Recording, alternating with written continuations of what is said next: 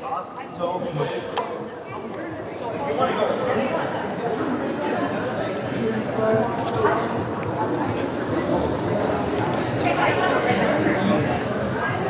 Nick. Hey. Drinking coffee? Yeah. Are you comfy? Cheers. I'll survive. My old person status won't come into effect for a few minutes yet. I heard some popping as you sat down. I've got some popcorn in my pants here, or some hard candies that I sat on. Dry pasta. Yeah. It's kind of an old person thing to have hard candies too, so I don't know if I'm helping myself there. Oh, you actually have hard candies? You don't keep hard candies in your wallet? Just in case you need something to taste? I didn't even carry a wallet. I have a little thing on the back of my phone that holds the only 3 cards I use. No wallet? What is this world coming to? Pay with my phone. I'll never understand your generation.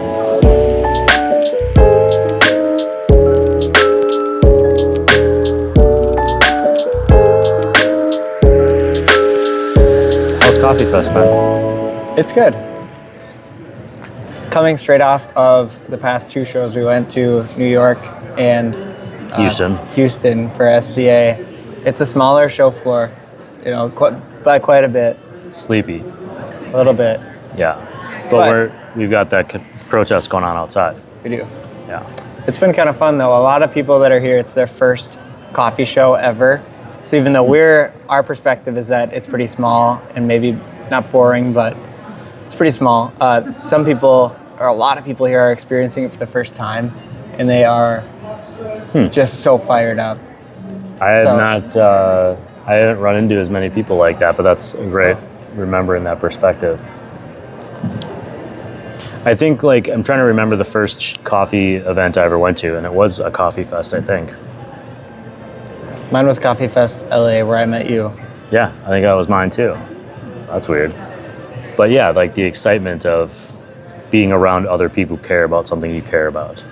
And getting over caffeinated. Nobody at their first coffee show remembers to drink water ever. I felt sick after mine. My first World Beer Fest, World Championships of Beer in Denver, Great American Beer Fest, that's the name of it. The first one, it's never good. You should always go with a buddy who's been there before. But then the second one, you go in with a plan. I'm only going to do this, or I'm only going to do that. And I have to not have FOMO about everything. Also, you bring water and pretzels and stuff. I used to drink myself sick on coffee at these, and now yesterday I walked back to the booth and I had my normal refillable water bottle, then I had an aluminum bottle of water under my arm, and I had a can of water in my hand. I'm like, what? I've gotten too good at this, I think. I go to a coffee shop before the show every morning. We went to 3 this morning before the show. What'd you do? Kova? Kova? Yep. And then we went to Upper Left Roasters. Oh, how was that? It was good. It was pretty small. They had really good lighting, and everything was white. And they also had breakfast, which I did Turkish eggs. It was just like a bowl of a dill kind of cream cheese sauce, and then 2 poached eggs. That's cool. And 3 big pieces of bread, and I was dipping it. It was all I could ask for in a breakfast. What was the third place? Push and pull. Push and pull. Which was awesome. Nice. Any drink that has pepper in it, cracked pepper, white or black pepper, I'm gonna order it every time. Really? I honestly don't know that I've had a coffee drink with cracked pepper in it. My favorite latte is from Tuckney in Wausau. Mm-hmm. They do, it's just a little bit of simple syrup and then a white pepper. And it is just a little sweet, and it's kind of spicy from the pepper. It's awesome. Before we forget, this is Nick and Ryan Drink Coffee. Oh yeah. Cheers. I'm Ryan. I'm Nick. That's Nick. Nick's with Roastar, and I'm with Roast West Coast. And we hang out. And this is, who are you? Get in here. I'm Rasheed. How's it going? Rasheed doesn't have coffee, but I bet he'll drink one at some I'm point. on my way to get some now. Rasheed's not normally in the show, if that wasn't obvious, but we'd love to have him back when he gets his cup of coffee. Yeah, I've learned, I go to a coffee shop and I get a shot of espresso and a drip before the show, so that I don't feel like this. Because when we're here and you're getting tasters or samples, sometimes they're little, sometimes they're big, and it's harder for me to regulate how much I'm drinking. This is from Mill City. Oh, mine is from Desert Sun. Okay. Who are some new best friends from this show. They are the greatest. Did you not know them before? With them. Yeah, I met them. I met them about a year ago, but just as of this show, they have the show that I met them at. That was their first ever Coffee Fest, and I think they've settled in a little bit now, and they're more comfortable. And the guy Zach, who I was talking to yesterday from Desert Sun, they're part of a roasting cooperative with 22 other roasters to like up their buying power. I'm like, oh, that's a really innovative idea. One of them is in Wisconsin, Just Coffee. Oh, I know them. Nice. I don't know the list of other roasters. I assumed it was like a new thing. And then he said they've been a co-op essentially for 20 plus years. And I was like, how do I not know about this? Like, how come you don't have like a bigger thing? And he said, well, that's kind of why we're here. To amplify the idea that we're doing this to try to help smaller roasters buy bigger quantities of, sustainable green coffee, essentially. Yeah, just increasing their buying power. Yeah. I want to shout out Old Friends Coffee in Portland in the Belmont neighborhood. I went there yesterday, and they not only pulled me an excellent shot and had a great batch brew coffee, but more than that, like at 7 a.m., it was such a chill vibe with good music and good lighting and just a positive but not overwhelming attitude that I ended up sitting there for like an hour and a half before coming here, just because I enjoyed being there. That's awesome. And then where I was sitting on the wall across from me, someone had done a painting of somebody who had been sitting in that seat looking at somebody sitting in my seat. And I just kept looking at it being like, I think that is me, but I haven't actually been here before. Well, we've been speaking a little bit. You hosted a panel. I got to introduce your panel. Yeah, we had that was close. I moderated a panel, but you had to introduce me as the moderator, and then I introduced the people that were on the panel. So the whole setup seemed a little bit like a two-hander just to make us feel important. Did I do my job making you feel important? I got you guys waters.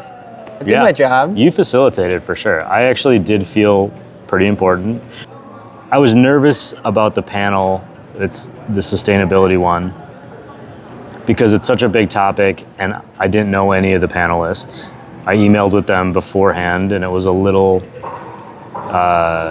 hard to get ideas from everyone because everyone's busy doing their thing. But how do you solve sustainability? How do you even address it in 45 minutes?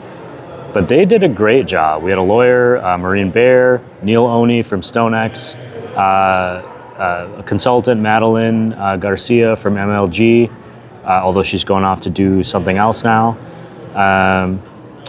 myself, and then Sebastian from Futura Coffee Roasters and Equation is the name of their green importing business. And they touched on a ton of issues, and I think what I came away from it was specialty can do as much as they can do, but until we get the mainstream, the 80% of the market that's buying the commodity grade coffee on board with some of these efforts, we're only going to go so far. Yeah, because the specialty coffee, seems like it's such a big deal, and it's all the coffee consumed because it's all the coffee that's consumed here and around us, but it's such a small piece of really all the coffee. And that is important to remember. Like it's a passionate niche of people at these events, but they're not, in any given neighborhood, they're only 20% of the neighborhood. And they're not even maybe the majority of specialty coffee drinkers. You did a panel today, accidentally. Yeah, that was a fun accident. Yeah, you just showed up and walked up and sat down and no one stopped you, or what? Well, Roastar is the sponsor of the Conversation Corner, which is awesome. That's why I introduced your panel. I went over there just to read my little blurb and kick off that conversation. And It had a couple coffee friends on it. Angie from Mill City was there. Ian from Dead Stock Coffee was there. And they were like, this panel's a little thin. Nick, why don't you just stay? And I was like, well, what's the panel about again? So I was as far from prepared as you can get. And it was a blast. It was just kind of a conversation about marketing, social media, like tying into your neighborhood, all of which I don't have a whole lot of experience I was going to say in. 2 of those 3 things I'm terrible at. The neighborhood part I can do, but this other marketing, social media part. But it was fun. It was my first time being a panelist. Oh, really? I've been a moderator, which is kind of terrifying in a way because anytime there's dead silence, it's your job to talk. Mm-hmm. This time, it was my job to just butt in whenever I had a random comment to say. It was so fun. Well, that's the thing. As the person who does moderating, more often than not, the last thing you want is that dead air, and then or have like you get through the whole list of things you think you're going to talk about in like 15 minutes instead of 45. Or you have your list of things that you plan to talk about, and then you ask one question, and everybody starts cycling through all your next talking points. Yeah, and then you're like, questions? And then nobody has any questions. Yeah. But thankfully yesterday at Sustainability one, they just kind of really took off, and we ended up going overtime, I think. I was trying to. Yeah, you kept doing the little watch thing. I was like, I got it. But I told this guy he could ask a question, so it's going to be one more. Portland, how many times you been out here for coffee stuff? 4. I'll be back again this year yet for really? the Roast Summit in October, which we're giving away 2 tickets to. How do I get invited to that? It usually sells out. So it's that is not the answer I was hoping for. I will say it's not exclusive. It's not an exclusive event, but I did have to watch Connie say, "Please leave." Yeah, we're over capacity. It's a hot event. It's a good one. It's my favorite coffee event every year. It was in Chicago last year, but this year it's here, and I'll be out here. Yeah, that's news. I'm moving to Oregon. We're giving away 2 free tickets, so. You scanned my badge. I feel like I shouldn't be able to win though because of my affiliation with Roastar. So I would give up my ticket even though I would want it. Bummer. Portland has been kind, I would say, though. What'd you say? Portland has been good. Yeah. I find Portland to be very homey for me. I love plants, and they thrive here. It's been a little chilly for June. Like, I was cold riding my bike in. Yeah, we went to a party last night, and I had this really cool shirt that I was excited to wear. And instead, I got to wear a Roastar hoodie. Yeah. Because it was cold. It was too cold. I couldn't wear my short sleeve sweet party shirt that I was going to. I was wearing a Sherpa-lined jacket.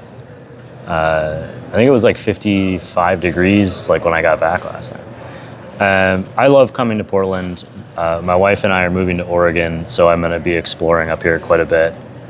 And I think my hope is that we love it as much as we loved California for 12 years.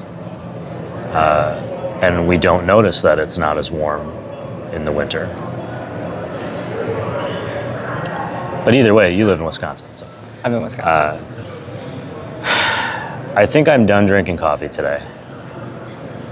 I'm going to keep going. You're going to keep going? Yeah. I drank more water than coffee yesterday. Cheers.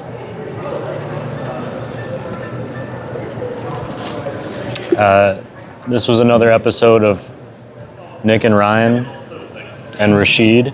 Rasheed, drink coffee. Drink coffee. Cheers, everyone. Oh, you know what? Clyde's here, too. You brought Clyde today? I brought Clyde.